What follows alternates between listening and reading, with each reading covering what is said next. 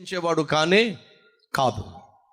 ప్రియ సహోదరి సహోదరులు, ఈరోజు ఇక్కడ కూర్చున్న ప్రతి ఒక్కరి యొక్క జీవితపు చిట్ట దేవుని దగ్గర ఉంది. అమ్మకు తెలియకపోయినా, నాన్నకు తెలియకపోయినా, భర్తకు తెలియకపోయినా, భార్యకు తెలియకపోయినా, ఇంటిలో ఉన్న ఎవరికీ తెలియకపోయినా, నువ్వు ఏ తప్పు చేస్తున్నావో, ఏ పాపం చేస్తున్నావో, ఎటువంటి నీచమైన కార్యాలకు ఒడిగడుతున్నావో, రహస్యమైన జీవితం ఎలా నువ్వు జీవిస్తున్నావో సమస్తము దేవునికి తెలుసు.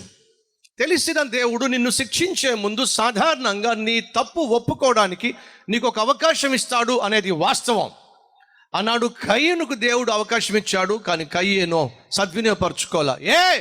నా తమ్ముడికి నేనేమైనా కావాలవాడినా అని చెప్పి ఎదురు మాట్లాడాడు. ఫలితము దేశ దిమ్మరయ్యాడు. కయ్యేను దగ్గర నుంచి ఎదోమీయులు వచ్చారు.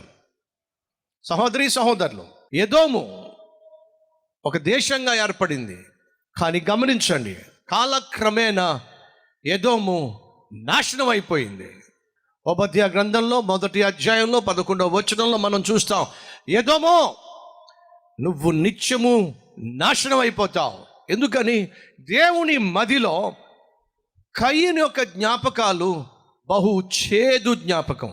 కాబట్టి తుదకు వచ్చేసరికి ఎదోమీయులు ఈ భూమి మీద లేకుండా సంపూర్ణంగా నాశనం అయిపోయారు. మీకు తెలుసో లేదో, ఈరోజు భూమి మీద ఎదోమీయులు కనిపించరు. వాళ్ళు తుడిచిపెట్టబడ్డారు. కారణము, దేవుని మదిలో కయ్యను ఒక చేదు జ్ఞాపకాన్ని విడిచిపెట్టాడు. 2, అమాలేకీయులు. అమాలేకు అనేటటువంటి వాని ద్వారా పుట్టుకొచ్చిన వాళ్ళు ఈ అమాలేకీయులు. వీళ్ళు బహు ప్రమాదకరమైన వాళ్ళు. దేవుడు మోషే ద్వారా ఇశ్రాయేలు ప్రజలతో అంటున్నాడు, నాకు జ్ఞాపకమే, అమాలేకీయులు మీకు చేసింది నాకు జ్ఞాపకమే.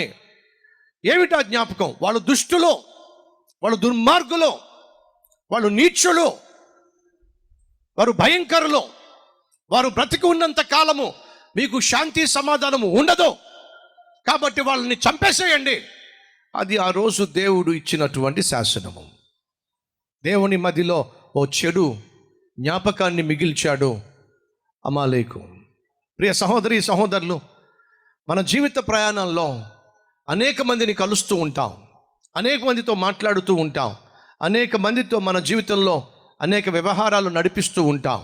కానీ జాగ్రత్తగా వినండి, ఎవరైనా నీ గురించి వారి మధ్యలో ఒక చెడు జ్ఞాపకాన్ని పెట్టుకున్నట్లయితే అది నీకు మంచిది కాదు అని ప్రభువు పేరట మనవి చేస్తున్నాను. పోతూ నీ జీవితంలో చెడు జ్ఞాపకాన్ని దేవుని మధ్యలో విడిచిపెట్టిపోతావో, క్షమాపణ కోరి ప్రభువా నన్ను మన్నించు అని వేడి మధురమైన జ్ఞాపకాన్ని దేవుని హృదయంలో విడిచిపెట్టి వెళ్ళిపోతావు. నీ చేతుల్లో ఉంది.